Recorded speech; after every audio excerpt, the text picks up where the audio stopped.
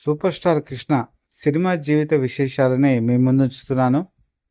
చాలా తెలియని విషయాలు ఆసక్తికరంగా మీ ముందుంచేటువంటి ఈ ప్రయత్నం సఫలీకృతం అయిందని నేను భావిస్తున్నాను. ఎందుకంటే మీ రెస్పాన్స్ కనుక చూస్తే నాకు చాలా ఆనందం వేస్తుంది. తెలియని విషయాలు చెప్పినప్పుడే మన జీవితం సార్థకత ఏర్పడుతుంది.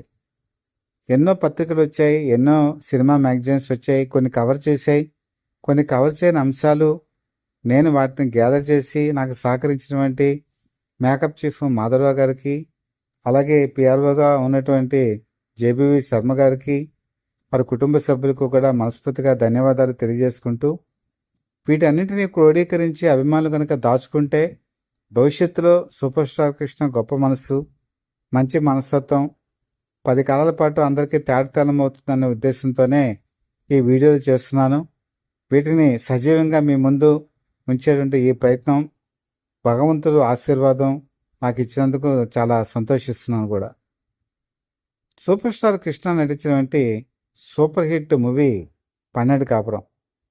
విజయనిర్మల కాంబినేషన్లో వచ్చినటువంటి ఈ చిత్రం ఆ రోజుల్లో రికార్డులన్నీ కూడా తిరగరాసింది. 1971 సంవత్సరంలో వచ్చినటువంటి దసరా బుల్లోడు కలెక్షన్స్ అని కూడా ఇది అధిగమించి ఎన్టీ రామారావు, అక్కినేని నాగేశ్వరరావు స్థాయి హీరో అని చెప్పేసి అనిపించుకున్నటువంటి సూపర్ స్టార్ ఆ తర్వాత ఎలా ఎదిగారు అన్నది మీకు అందరికీ తెలిసిందే. ఈ సినిమాలో చైల్డ్ ఆర్టిస్టులు మనకు కనిపిస్తారు. అందులో విజయనిర్మల వాళ్ళ అబ్బాయి అయినటువంటి నరేష్, అలాగే జయసుధ, అందులో సుజాత అని పేరు ఉంటుందిలేండి. అసలు పేరు సుజాతే, తర్వాత జయసుధ అని పేరు మార్చారు. తర్వాత బేబీ డాలీ, ఈ బేబీ డాలీయే సులక్షణ అనే పేరు మీద కూడా మీకు తర్వాత హీరోయిన్గా పరిచయం అయ్యారు. శుభోదయం అనేటువంటి కె విశ్వనాథ్ డైరెక్షన్లో చంద్రమోహన్ పక్కన నటించినటువంటి ఈవిడ అంటే మీకు గుర్తుకొస్తుంది. ఆవిడ చాలా మంచి నటి కూడా. ఈ సినిమాలో చాలా చైల్డ్ ఆర్టిస్ట్గా ఆవిడ ఉంటారు. ఆ రోజుల్లో చైల్డ్ ఆర్టిస్టులు అంటే చాలా తక్కువ మంది అండి. సినిమా ఇండస్ట్రీకి చైల్డ్ ఆర్టిస్ట్ని అవన్నీ పంపించేవాళ్ళు కాదు. కారణం ఏంటంటే వాళ్ళ చదువులు పాడైపోతాయని ఒక కారణం అయితే, ఆ రోజు సినిమా అంటే కెమెరా ముందు కనుక ఉంటే యాక్షన్ అవుతుందని ఒక భయం ఒక కారణం అయితే, ఆ రోజుల్లో ఇంత క్రేజు చిన్నపిల్లలకి లేకపోవడం కూడా ఒక కారణం. ఆ రోజుల్లో నాకు తెలిసినంత వరకు శ్రీదేవి బాలనటిగా అగ్రగామి స్థితిలో ఉండేది. అలాగే బేబీ వరలక్ష్మి అని చెప్పేసి ఉండేది. తర్వాత వరలక్ష్మి అని ఆవిడ అయ్యారనుకోండి, ఆవిడ కూడా మంచి డిమాండ్లో ఉండేది. తర్వాత కాలంలో తులసి వచ్చారనుకోండి, అప్పటికి కాదు. అలాగే బేబీ డాలీ కూడా ఆ టైంలో మంచి పీక్లో ఉండేవారు. ఏదైనా సరే వీళ్ళని మాత్రమే తీసుకోవాలి. ఈ సినిమాకి చైల్డ్ ఆర్టిస్ట్ కావాల్సి వచ్చినప్పుడు సప్లైర్ చేతులు ఎత్తేసాడు. ఎంతమంది ముగ్గురు అంటే నాకు కష్టం అండి అని చెప్పేసి చివరికి నరేష్ని పెట్టారు. ఎందుకంటే విజయనిర్మల వాళ్ళ అబ్బాయి కాబట్టి. అలాగే వాళ్ళ మేనకోడలైనటువంటి జయసుధ ఈ సినిమాలో సుజాత కాబట్టి ఆమెను కూడా వాళ్ళ అన్నయ్యని రిక్వెస్ట్ చేసి విజయనిర్మల తీసుకొచ్చారు. మరి మూడో ఆర్టిస్ట్ ఎవరనుకుంటే బేబీ శ్రీదేవి. బేబీ శ్రీదేవి అప్పటికి మంచి డిమాండ్ ఉంది. మా నాన్న నిర్దోషి లాంటి సినిమాల్లో నటించారు ఆవిడ. మంచి టాలెంట్ ఉన్నటువంటి పర్సన్ కాబట్టి ఆవిడైతే బాగుంటుందని చెప్పి అందరూ ఏకగ్రీవంగా తీర్మానించారు. అయితే తల్లి రాజేశ్వరి అంటే శ్రీదేవి వాళ్ళ అమ్మగారు రాజేశ్వరి ఈ కథ అంతా విని ఈ సినిమాలో శ్రీదేవి చేయడానికి ఒప్పుకోలేదు. కారణం ఏంటంటే ఈ సినిమాలో బాలనటిగా నటించేటువంటి ఈ క్యారెక్టరు అనారోగ్య కారణం చేత మందులు సరిగా అందకపోవడంతో మరణిస్తుంది. మరణించడంతో అక్కడి వరకు ఆ షాట్ ఉంటే పర్వాలేదు, మరణం తర్వాత వాటిని పూడ్చిపెట్టేటువంటి కార్యక్రమం కూడా ఉంటుంది. ఈ హృదయ విదారకమైనటువంటి సన్నివేశంలో నటించడానికి తల్లి రాజేశ్వరి సెంటిమెంట్ ఒప్పుకోలేదు. అలాగే తండ్రి అయ్యప్పని కూడా ఒప్పుకోలేదు. ఎందుకంటే ఇలాంటి క్యారెక్టర్ చేస్తే మేము చూడలేమని చెప్పే ఉద్దేశంతో వాళ్ళు ఈ సినిమాకు మనస్ఫూర్తిగా ఒప్పుకోలేదు. కానీ కారణం ఏం చెప్పారంటే బాలభారతం సినిమాలో డేట్స్ బుక్ అయిపోయాయి కాబట్టి మేము ఈ సినిమాకి డేట్స్ ఇవ్వలేమని చెప్పి కొంచెం సూటిగా కాకుండా ఇండైరెక్ట్గా చెప్పి తప్పించుకున్నారు.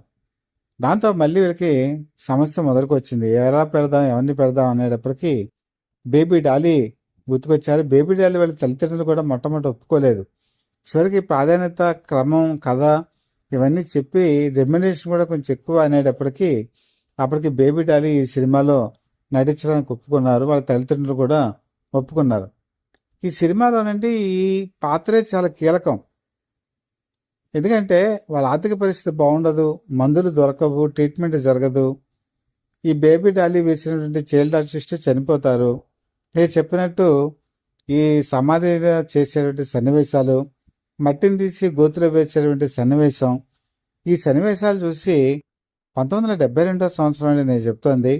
ఆ రోజు ప్రజలు ఈ సంఘటన చూసి విస్తుపోయారు, కన్నీళ్లు పెట్టుకున్నారు. థియేటర్లో అయితే కన్నీళ్లు పెట్టుకునే వాళ్ళంటూ కూడా ఎవరూ లేరు. నాకు తెలిసినంత వరకు కందుకూరులో నేను ఈ సినిమా చూశాను. మా నాన్నగారు ఈ సీన్ చూసి కళ్ళు తిరిగి పడిపోయారు. పడిపోతే థియేటర్ వాళ్ళు ప్రొజెక్షన్ ఆపేసి వెంటనే సోడా తెప్పించి ఒక రిక్షాని పిలిపించి రిక్షా ఎక్కించి ఇంటికి పంపించారు. అంటే ఇది నిజంగా జరిగినటువంటి సంఘటన. ఇలాగే మా నాన్నగారిలాగే చాలామంది వాళ్ళు అప్సెట్ అయిన వాళ్ళు కూడా ఉన్నారు. అంటే ఇంత హృదయ విదారక సంఘటనని స్క్రీన్ మీద చూడలేని వాళ్ళు, నేను చెప్పినట్టు కళ్ళనీళ్ళు పెట్టుకునే వాళ్ళు కూడా ఉన్నారు. ఒకళ్ళు కాదండి, మొత్తం థియేటర్ అంతా కూడా కళ్ళనీళ్ళు పెట్టుకున్న సందర్భం ఒక 12 కాపురం సినిమాలోనే మనకు కనపడుతుంది ఆ రోజుల్లో. అలాంటి గొప్ప సినిమా అండి. మనసుల్ని కదిలించేటువంటి సినిమా, మనసుల్ని హత్తుకునేటువంటి సినిమా, అలాగే మనసుల్ని షేక్ చేసేటువంటి ఈ సినిమాలో మరి శ్రీదేవి నటించలేదు. బేబీ డాలీ తర్వాత నేను చెప్పినట్టుగా హీరోయిన్ అయ్యి ఆవిడ కె విశ్వనాథన్ వాళ్ళ అబ్బాయిని కూడా పెళ్లి చేసుకున్నారు. ఆ విధంగా శ్రీదేవి ఈ సినిమాలో మిస్ అయ్యారు. శ్రీదేవి కన్నా జయసుధ 5 సంవత్సరాలు పెద్ద. తర్వాత కాలంలో వీళ్ళు ఇల్లాలు, ప్రేమాభిషేకం లాంటి సినిమాల్లో నటించారనుకోండి, అది వేరే విషయం. అసలు ఈ 12 కాపురం కథ ఎలా వచ్చిందంటే, దో రాస్తే అనేటువంటి రాజేష్ ఖన్నా సినిమాని తీద్దామని చెప్పి మొట్టమొదటి అనుకున్నారు. కానీ కోస్లా అని చెప్పేసి ఆ ప్రొడ్యూసర్ ఒప్పుకోలేదు కథ ఇవ్వడానికి. అప్పుడు ఓన్గా ప్రభాకర్ రెడ్డి ఈ కథని తయారు చేశారు. ది విజిటర్ అని చెప్పేసి ఇంగ్లీష్ మూవీలో ఒక క్యారెక్టర్ని ప్రేరణ పొంది మాలినీదేవి అని చెప్పేసి జమున క్యారెక్టర్గా రూపొందించి ఈ సినిమాలో పెట్టారు. అసలు మొట్టమొదటి జమున కాదండి, ఫస్ట్ అనుకున్నది భానుమతి. భానుమతిలో కొన్ని అనివార్య కారణాల వల్ల తీయలేకపోయారు. సరికి జమున్తో ఈ క్యారెక్టర్ని చేశారు. అయితే జమున గుమ్మడితో చేయడానికి మొట్టమొదటి ఇష్టపడలేదు. ఎందుకంటే తనకంటే వయసులో పెద్ద, అప్పటికి తన రొమాంటిక్ సీన్స్ చేస్తున్నారు. గుమ్మడి లాంటి వ్యక్తితో చేస్తే తన క్యారెక్టర్ దెబ్బతింటుందని భయపడినా కూడా కృష్ణ నచ్చ చెప్పడంతో ఈ సినిమా చేశారు.